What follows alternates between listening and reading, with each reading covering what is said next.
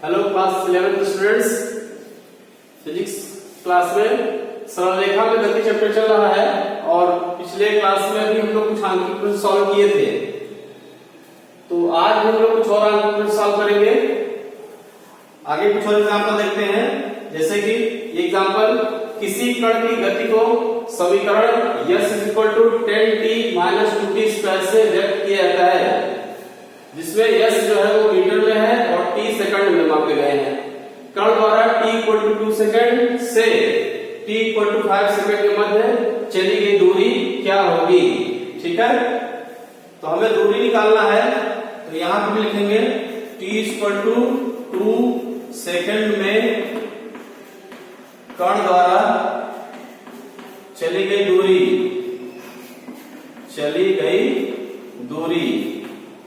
s = समीकरण हमारा है 10t-2t²। तो ये हो जाएगा 10, t की जगह हम 2 रखेंगे, -2 और इस 2 का स्क्वायर 20 -2 × 4 × 8, ये हो जाएगा, ये आ जाएगा कितना 12 मीटर। ये s की वैल्यू आई s1 कह सकते हैं इसको। कितने समय में? t = 2 सेकंड में कण द्वारा चली गई दूरी ये हो गया। ठीक, अब t = 5 सेकंड में, t = 5 सेकंड में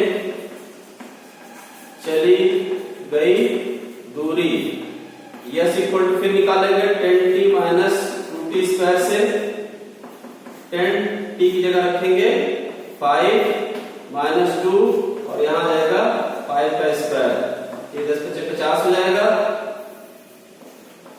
-25 25 गुना 50, 25 गुना 50, ये हो जाएगा 0। ये हो गया हमारा s2 की वैल्यू कितनी आई 0। ठीक, तो अब हमें निकालना है 2 सेकंड से 5 सेकंड के मध्य, 2 सेकंड से 5 सेकंड के मध्य चली गई दूरी यस बराबर हो जाएगा ये s1 - s2। दूरी निकाल रहे हैं हम, s2 - s1 भी कर सकते हैं, क्योंकि दूरी जो है वो हमें धन चिन्ह के साथ ही लेना रहेगा। तो माइनस लगाने में विस्थापन निकालना होता तो हम चिन्ह के साथ लेते, ठीक है ना। यहाँ पर हम दूरी निकाल रहे हैं, तो s1 - s2 s1 कर सकते हैं। s1 का मान कितना निकाले हम? s1 का मान है हमारा 12 मीटर, तो यहाँ पे आ जाएगा 12 मीटर और माइनस ये 0, ये हो जाएगा 12 मीटर।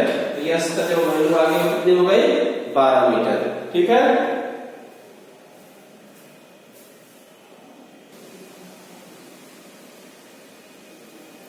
आइए हम लोग अगला एग्जांपल देखते हैं। एक सीधी सड़क पर 126 किलोमीटर/आवर की रफ्तार से गति कर रही कार को 200 मीटर दूरी तय करने के बाद विरामावस्था में लगाया जाता है। ज्ञात करना है हमें कार का मंदन कितना होगा, और दूसरा पार्ट है विरामावस्था में आने के बाद कार द्वारा लिया गया समय क्या होगा। ठीक है, तो क्वेश्चन समझ आ रहा है। कार की प्रारंभिक चाल दी गई है, प्रारंभिक वेग दिया गया है। सॉल्यूशन देखते क्या क्या दिया गया है।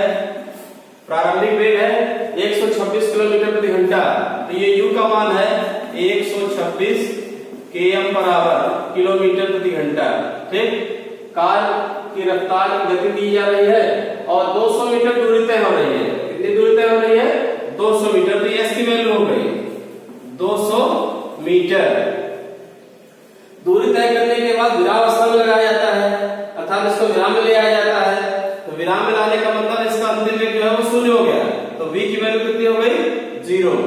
v की वैल्यू हो गई 0। ठीक है, अब हमें निकालना है कि कार का मंदन क्या है और कार को विराम में आने में कितना समय लगा। कार का मंदन क्या है और कार को विराम अवस्था में लाने में समय कितना लगा।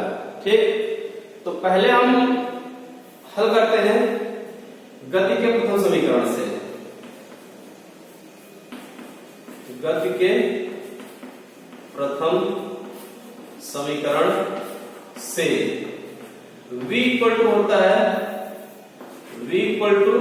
u plus at, v equal to u plus at.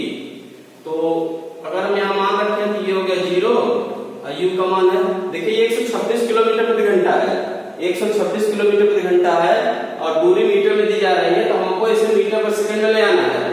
तो मीटर पर सेकंड लाने के लिए 126 और मीटर पर सेकंड लाना है तो 5/18 से गुणा कर लेंगे, ठीक है, 5/18 से गुणा कर लेंगे तो ये मीटर पर सेकंड में आ जाएगा। इसको काटते हैं 6 × 18, 6 × 12, 6 × 9 6, 3 × 7 21, 7 × 35, 7 × 35 ये मीटर पर सेकंड में आ गया, मीटर प्रति सेकंड में। तो हम u की वैल्यू रखेंगे 35 प्लस में 80, तो इसमें 80 इक्वल टू कितना हो जाएगा, 80 इक्वल टू हो जाएगा -35, 80 इक्वल टू -35। इसको बना देंगे हम समीकरण 1, 80 इक्वल टू जो हमारा आया -35, ये हो गया हमारा समीकरण 1। अब हम यहाँ पे गति के तीसरे समीकरण से, गति के तृतीय समीकरण से, तृतीय समीकरण से v स्क्वायर होता है, v square equal to u square plus 2as, v square equal to u square plus 2as। तो अब यहाँ वैल्यू रखते हैं, v की वैल्यू है 0, ये है 35 प्लस 2a, s की वैल्यू है 200 मीटर, s की वैल्यू 200 मीटर, ठीक है। अब 35 का स्क्वायर कर लेते हैं, 35 × 35, 35 × 35, जब 25 5 15 2 17, 3 5 15, 9 1 10, 5 7 5 12, 1 और 1 2, 1225। तो ये हो गया 0 बराबर 1225 और प्लस में 2 × 400a, 400a, ठीक है, दिख रहा है ना।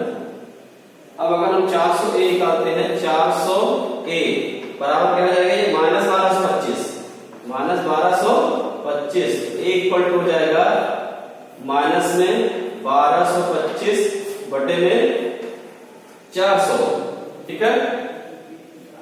a बराबर, अगर हम 2 जीरो हटा दें, 2 दशमलव यहां लगा दें तो -12.25 बटे 4 कर दें।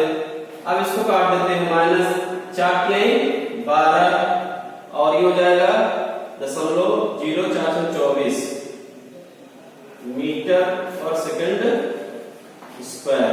ये हमें क्या मिला, त्वरण मिला, जो कि मंदन के रूप में है, माइनस में आ रहा है तो त्वरण है, लेकिन माइनस में आ रहा है इसलिए क्या कहलाएगा, मंदन कहलाएगा, ठीक है। तो जब माइनस में त्वरण होता है तो उसको मंदन कहते हैं, ऋणात्मक त्वरण को मंदन कहते हैं, हमें त्वरण मिल गया। अब हमें समय निकालना है, तो समय निकालने के लिए इसी समीकरण में समीकरण 1 बनाए हैं, समीकरण 1 पहला पार्ट हुआ, समीकरण 1 में हम मान रख देते हैं,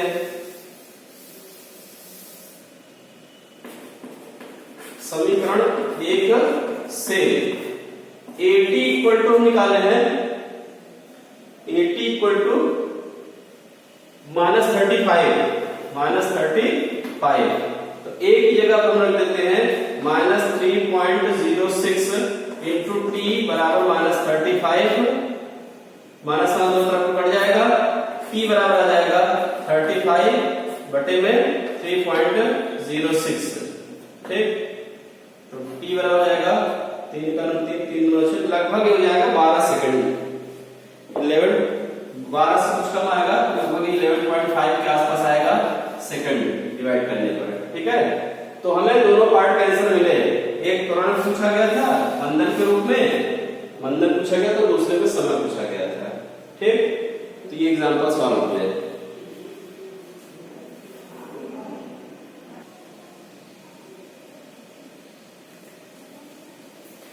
चलिए आइए अगला एग्जांपल देखते हैं। एक पिंड को पृथ्वी से ऊपर की ओर 10 मीटर पर सेकंड के वेग से फेंका जाता है, वह पृथ्वी तक पहुंचने में कितना समय लेगा।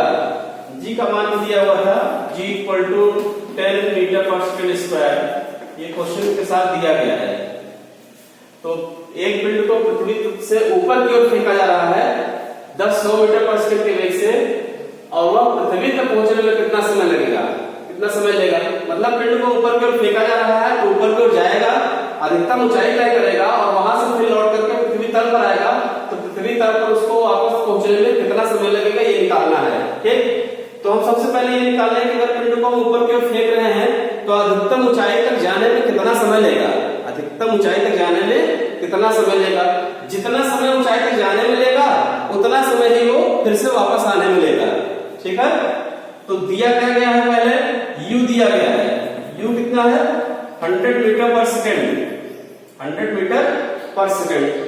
अधिकतम ऊंचाई तक पहुंचने का पर उसका वेग क्या हो जाएगा, 0। अधिकतम ऊंचाई पर, अधिकतम ऊंचाई पर v जो होगा ये 0 हो जाएगा।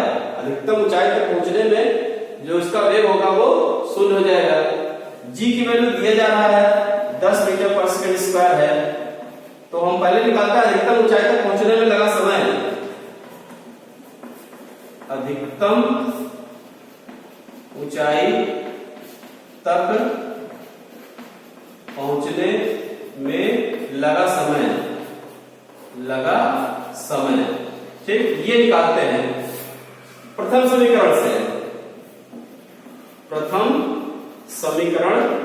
से। पहला समीकरण लगाएंगे v इक्वल टू u प्लस gt। अब यहाँ पे ध्यान देंगे पिंड को ऊपर की ओर फेंका जा रहा है, जब ऊपर की ओर फेंका जाएगा तो उसके लिए गुरुत्वाकर्षण का मान ऋणात्मक होता है, तो उसके लिए समीकरण बनाया गया है, ऊपर की ओर फेंका जाता है तो g का मान माइनस रखते हैं। ठीक है, अब देखिए वैल्यू रखिए, v 0 है, ये u का मान 100 मीटर पर सेकंड दिया गया है, माइनस g की वैल्यू दी गई है 10 और t हमें निकालना है, तो 10t को इधर ले आते हैं, 10t बराबर हो गया 100, तो t की वैल्यू कितनी हो गई 100/10, तो t की वैल्यू हो गई 10 सेकंड। ठीक, ये t की वैल्यू 10 सेकंड आई। ये कौन सा t आया, पिंड को पृथ्वी से फेंका गया ऊपर की ओर, तो अधिकतम ऊंचाई तक पहुंचने में उसको इतना समय लगा, अधिकतम ऊंचाई तक पहुंचने में इतना समय लगा। अब वापस आने में भी इतना समय लगेगा, तो वापस आने में लगा समय, वापस आने में लगा समय बराबर ये भी हो जाएगा 10 सेकंड। किसी पिंड को हम ऊपर की ओर जितना समय पहुंचाएंगे स्वतंत्र रूप से वापस आने में भी उसको उतना ही समय लगेगा। तो पिंड को जितना समय ऊपर जाने में लगेगा उतना ही समय नीचे आने में लगेगा। तो यहाँ पर कुल समय पूछा गया है, तो पृथ्वी पर पहुंचने में लगा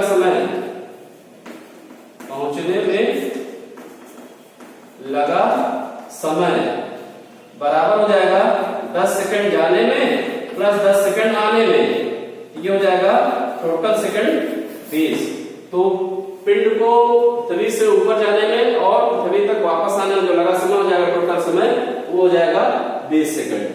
ठीक, कुछ और सवाल अपने से लगाइएगा, स्वयं प्रयास करिएगा, कुछ न्यूमेरिकल और अगले क्लास में भी कराए जाएंगे। ठीक।